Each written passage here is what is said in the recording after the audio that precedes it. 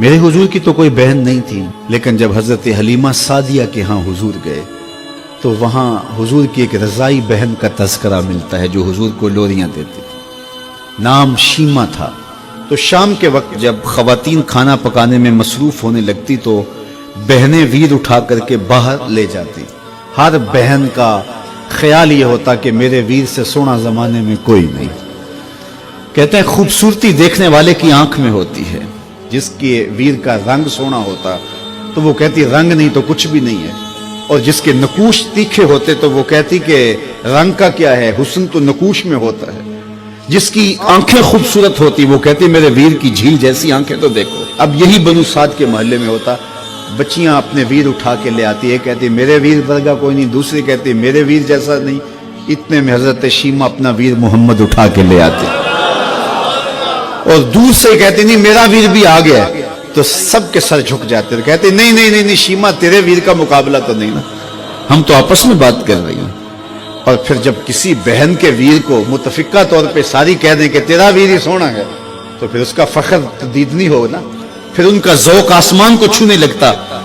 इब्ने हश्शाम सीरत की सबसे पहली किताब, उसमें ये वाक़या लिखा है कि फिर हज़रत शीमा हुजूर को अपनी आगोश में लेकर समेटती और फिर चूमती और फिर वो लोरी देती, और वो लोरी के लफ्ज भी लिखे हैं, रब्बना अब के लना मुहम्मदा हत्ता अराहु याफियम व अमरदा। अल्लाह मेरे वीर मोहम्मद को सलामत रखना। आज ये पालने में बच्चों का सरदार है, कल वो लम्हे आए जवानों का भी सरदार हो। और फिर झूम जाती और क्या खुशी उनकी दीदनी होती। और फिर वो मंजर भी आया कि हुजूर अलैहिस्सलातु वस्सलाम मक्के चले गए और ये जवान हुई और फिर उनकी शादी किसी कबीले में हो गई। आका करीम ने ऐलान नबुव्वत किया, 13 साल का वक्त कटा और फिर हुजूर मदीना शरीफ चले गए। जब गज़ावात का सिलसिला शुरू हुआ तो जिस कबीले में शीमा का निकाह हुआ था उस कबीले में मुसलमानों के साथ टकराव हुआ तो अल्लाह ने मुसलमानों को फतह अता कर दी। तो इस कबीले के लोग कैदी होके हुजूर अलैहिस्सलातु वस्सलाम के गुलामों के हाथों गिरफ्तार हैं।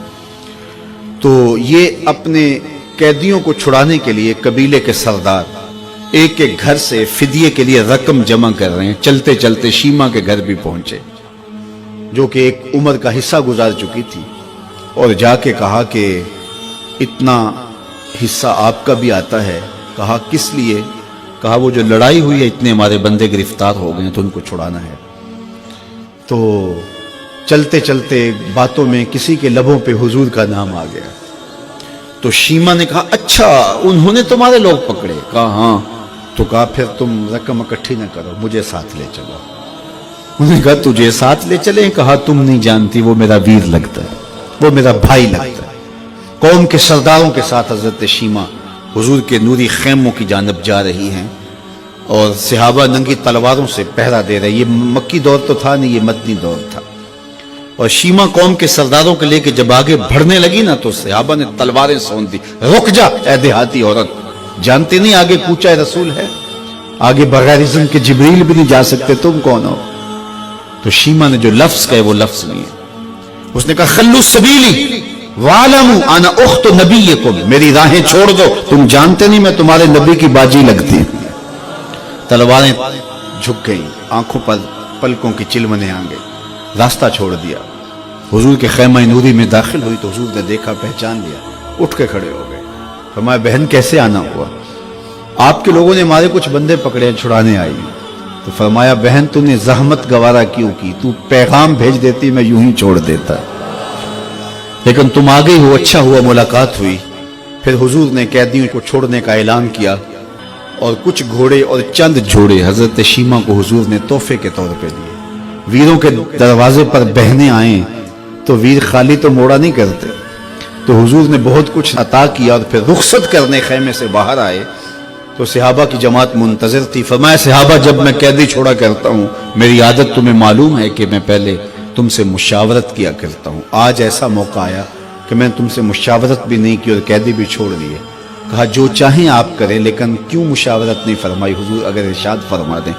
तो फरमाया इसलिए कि मेरे दरवाजे पे मेरी बहन आ गई थी। कोई लाओ तो सही जमाने में ऐसा, कोई लाओ तो सही जमाने में یہ جمال اور یہ حسن اور یہ کمال رکھنے والا، تو پھر کیوں نہ ہم اپنی ساری زندگی اس آقا کے نام لگاتے ہیں۔